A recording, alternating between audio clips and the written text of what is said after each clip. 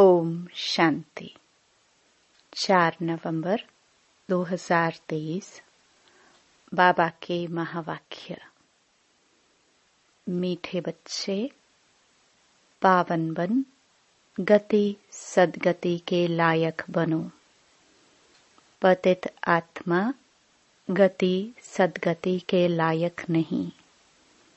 बेहद का बाप तुम्हें बेहद का लायक बनाते हैं।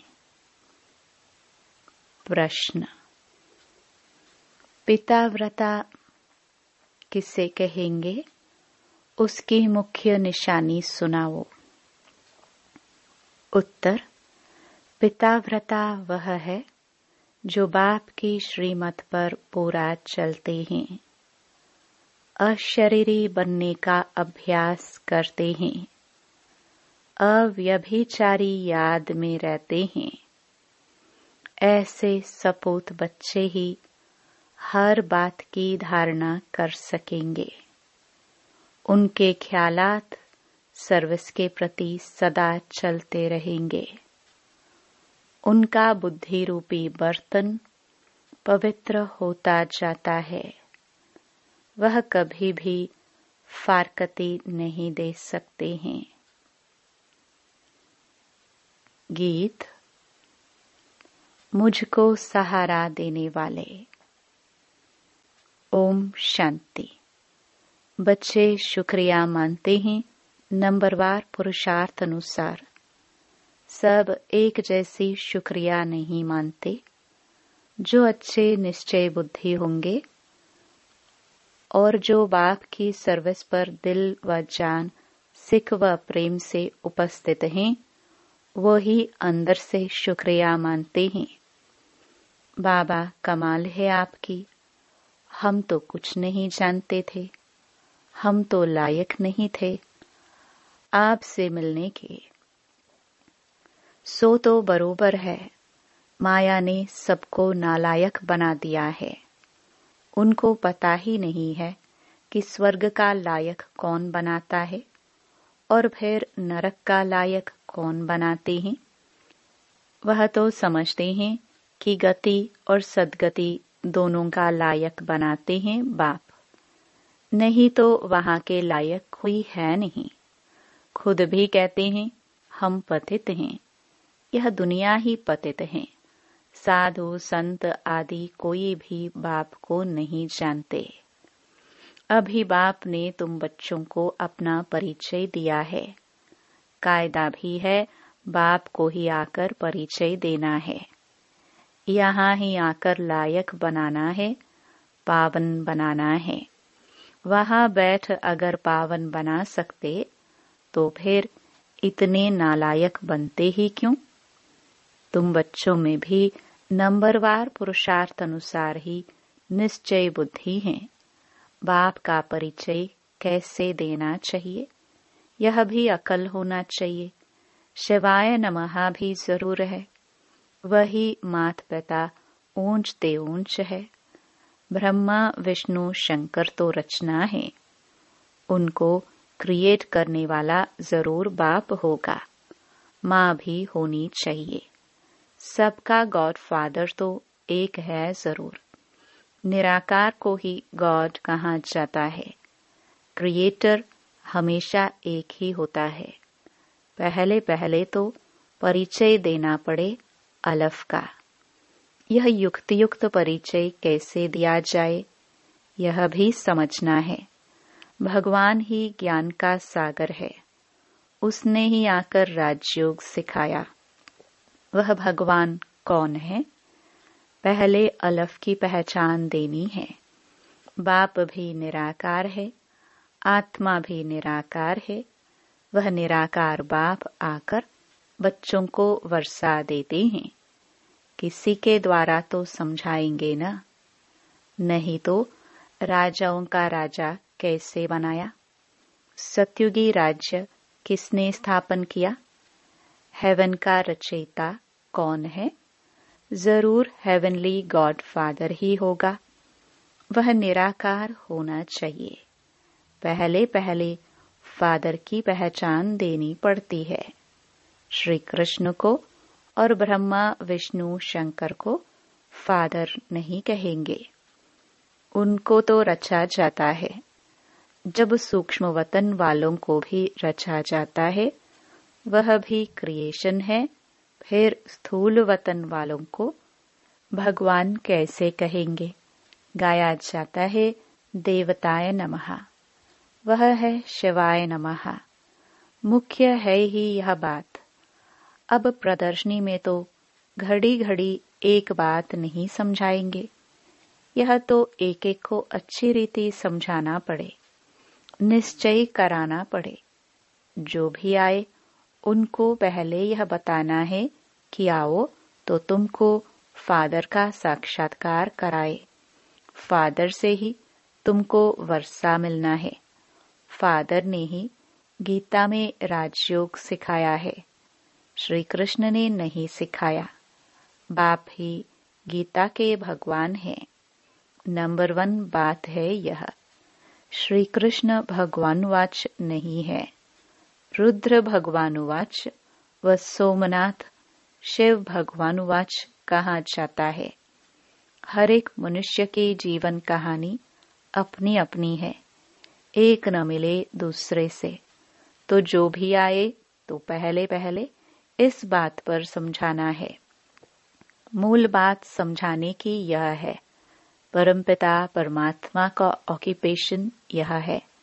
वह बाप है, यह बच्चा है। वह हेवनली गॉड फादर है, यह हेवनली प्रिंस है। यह बिल्कुल क्लियर कर समझाना है। मुख्य है गीता, उनके आधार पर ही और शास्त्र हैं। सर्व शास्त्रमयी शिरोमणि भगवत गीता है। मनुष्य कहते हैं तुम शास्त्र वेद आदि को मानते हो। अरे हर एक अपने धर्म शास्त्र को मानेंगे, सभी शास्त्रों को थोड़े ही मानेंगे। हाँ, सब शास्त्र हैं जरूर, परंतु शास्त्रों को जानने से भी पहले मुख्य बात है कि बाप को जानना, जिससे वर्षा मिलना है। वर्षा शास्त्रों से नहीं मिलेगा, वर्षा मिलता है बाप से। बाप जो नॉलेज देते हैं, वर्षा देते हैं, उसका पुस्तक बना हुआ है। पहले पहले तो गीता को उठाना पड़े। गीता का भगवान कौन है? उसमें ही राजयोग की बात आती है। राजयोग जरूर नई दुनिया के लिए ही होगा। भगवान आकर पतित तो नहीं बनाएंगे, उनको तो पावन महाराजा बनाना है। पहले पहले बाप का परिचय दे और यह लिखाओ बरोबर, मैं निश्चय करता हूँ यह हमारा बाप है।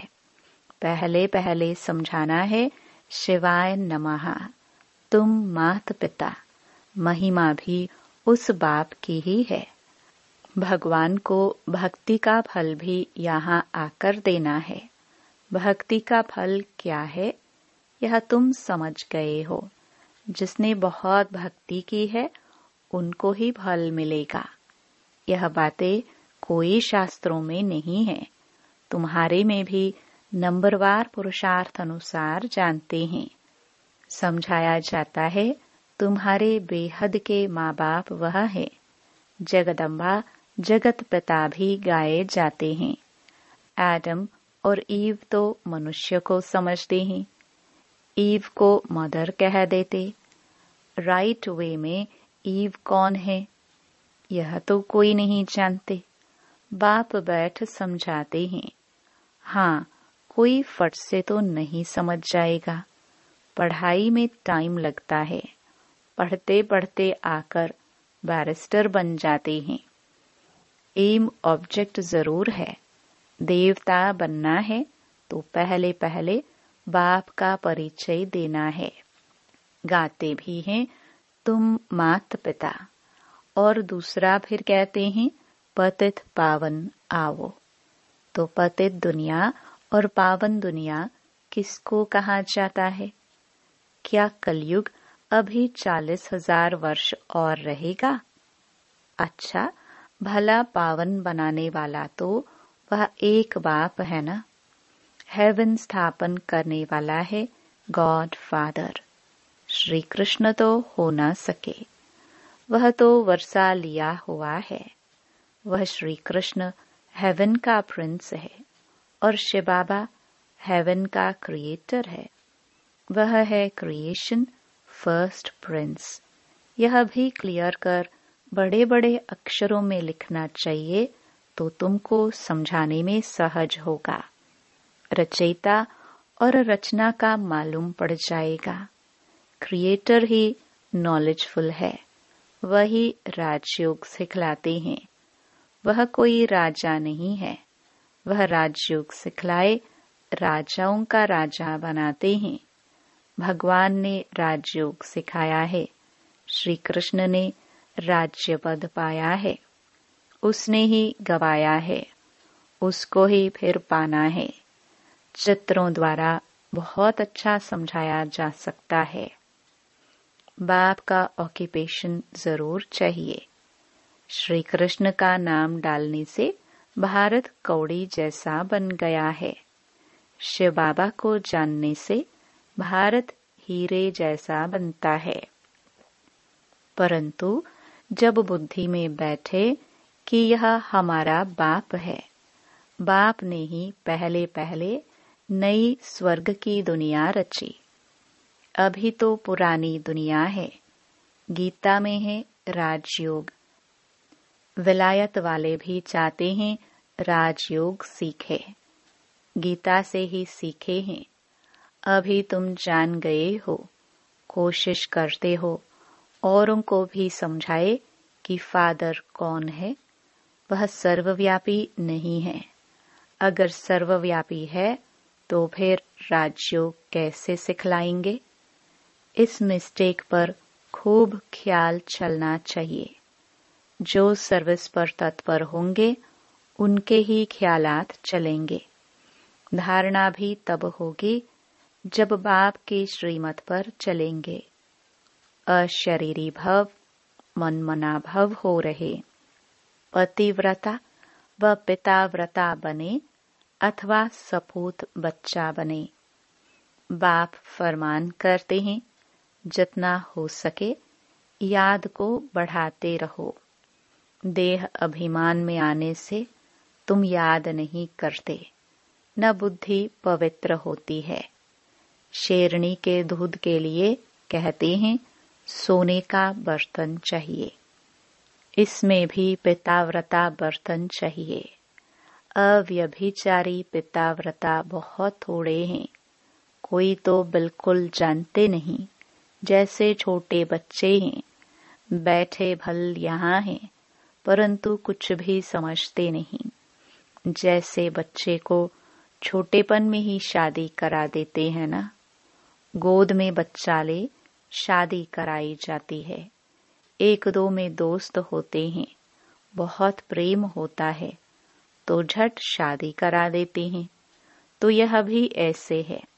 सगाई कर ली है परंतु समझते कुछ भी नहीं। हम मम्मा बाबा के बने हैं, उनसे वर्षा लेना है, कुछ भी नहीं जानते। वंडर है ना। 5-6 वर्ष रहकर भी फिर बाप को अथवा पति को फारकती दे देते हैं। माया इतना तंग करती है। तो पहले पहले सुनाना चाहिए शिवाय नमः। ब्रह्मा विष्णु शंकर का भी रचयिता यह है। ज्ञान का सागर यह शिव है। तो अब क्या करना चाहिए? त्रिमूर्ति के बाजू में जगह पड़ी है, उस पर लिखना चाहिए कि शिव बाबा और श्री कृष्ण दोनों के ऑक्यूपेशन ही अलग है। पहली बात यह जब समझाओ तब कपाट खुले। और पढ़ाई है भविष्य के लिए। ऐसी पढ़ाई कोई होती नहीं। शास्त्रों से यह अनुभव नहीं हो सकता। तुम्हारी बुद्धि में है कि हम पढ़ते हैं सतयुग आदि के लिए। स्कूल पूरा होगा और हमारा फाइनल पेपर होगा, जाकर राज्य करेंगे। गीता सुनाने वाले ऐसी बातें समझा नहीं सकते। पहले तो बाप को जानना है, बाप से वर्षा लेना है। बाप ही त्रिकालदर्शी हैं और कोई मनुष्य दुनिया में त्रिकालदर्शी नहीं। वास्तव में जो पूज्य हैं वही फिर पुजारी बनते हैं। भक्ति भी तुमने की है और कोई नहीं जानते। जिन्होंने भक्ति की है वही पहले नंबर में ब्रह्मा फिर ब्रह्मा मुख वंशावली हैं। आपे ही पूज्य भी यह बनते हैं। पहले नंबर में पूज्य ही फिर पहले नंबर में पुजारी बने हैं, फिर पूज्य बनेंगे। भक्ति का फल भी पहले उन्हें मिलेगा। ब्राह्मण ही पढ़कर फिर देवता बनते हैं। यह कहाँ लिखा हुआ नहीं है। भीष्म पितामह आदि को मालूम तो पड़ा है ना कि इन्हों से ज्ञान बाण मरवाने वाला कोई और है। यह समझेंगे जरूर कि कोई ताकत है। अभी भी कहते हैं कोई ताकत है जो इन्हों को सिखाती है। बाबा देखते हैं यह सब मेरे बच्चे हैं। इन आंखों से ही देखेंगे। जैसे पितृ श्राद्ध खिलाते हैं तो आत्मा आती है और देखती है यह फलाने हैं। खाएगा तो आंखें आदि उनके जैसी बन जाएगी। टेम्पररी लोन लेते हैं। यह भारत में ही होता है। प्राचीन भारत में पहले पहले राधे कृष्ण हुए। उन्हों को जन्म देने वाले ऊंच नहीं गिने जाएंगे। वह तो कम पास हुए हैं ना। महिमा शुरू होती है श्री कृष्ण से। राधे कृष्ण दोनों अपनी अपनी राजधानी में आते हैं। उन्हों के माँ बाप से बच्चे का नाम जास्ती है। कितनी वंडरफुल बातें हैं। गुप्त खुशी रहती है। बाप कहते हैं मैं साधारण तन में ही आता हूँ। इतना माताओं का झुंड संभालना है, इसलिए साधारण तन लिया है, जिससे खर्चा चलता रहा। शिव बाबा का भंडारा है। भोला भंडारी अविनाशी ज्ञान रत्नों का भी है। और फिर एडॉप्टेड बच्चे हैं, उन्हों की भी संभाल होती आती है। यह तो बच्चे ही जाने। पहले पहले जब शुरू करो तो बोलो शिव भगवानुवाच। वह सबका रचयिता है। फिर श्री कृष्ण को ज्ञान सागर गॉड फादर कैसे कह सकते। लिखत ऐसी क्लियर हो जो पढ़ने से अच्छी रीति बुद्धि में बैठे। कोई कोई तो 2-3 वर्ष लगते हैं समझने में। भगवान को आकर भक्ति का फल देना है। ब्रह्मा द्वारा बाप ने यज्ञ रचा, ब्राह्मणों को पढ़ाया, ब्राह्मण से देवता बनाया, फिर नीचे आना ही है। बड़ी अच्छी समझानी है। पहले यह सिद्ध कर बताना है श्री कृष्ण हेवनली प्रिंस है, हेवनली गॉड फादर नहीं। सर्वव्यापी के ज्ञान से बिल्कुल ही तमो प्रधान बन गए हैं। जिसने बादशाही दी उनको भूल गए हैं। कल्प कल्प बाबा राज्य देते हैं और हम फिर बाबा को भूल जाते हैं। बड़ा वंडर लगता है। सारा दिन खुशी में नाचना चाहिए। बाबा हमको विश्व का मालिक बनाते हैं। अच्छा, मीठे मीठे सिखिलदे बच्चों प्रति मात पिता बाप दादा का याद प्यार और गुड मॉर्निंग। रूहानी बाप की रूहानी बच्चों को नमस्ते। धारणा के लिए मुख्य सार। पहला, अव्यभिचारी पिताव्रता हो रहना है। याद को बढ़ाते बुद्धि को पवित्र बनाना है। दूसरा, बाप का युक्त परिचय देने की विधि निकालनी है। विचार सागर मंथन कर अलफ को सिद्ध करना है। निश्चय बुद्धि बन सेवा करनी है। वरदान, स्व परिवर्तन द्वारा विश्व परिवर्तन के निमित्त बनने वाले श्रेष्ठ सेवाधारी भव। आप बच्चों ने स्व परिवर्तन से विश्व परिवर्तन करने का कॉन्ट्रैक्ट लिया है। स्व परिवर्तन ही विश्व परिवर्तन का आधार है। बिना स्व परिवर्तन के कोई भी आत्मा प्रति कितनी भी मेहनत करे, परिवर्तन नहीं हो सकता।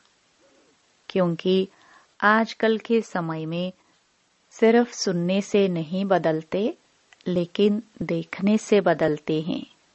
कई बंधन डालने वाले भी जीवन का परिवर्तन देखकर बदल जाते हैं।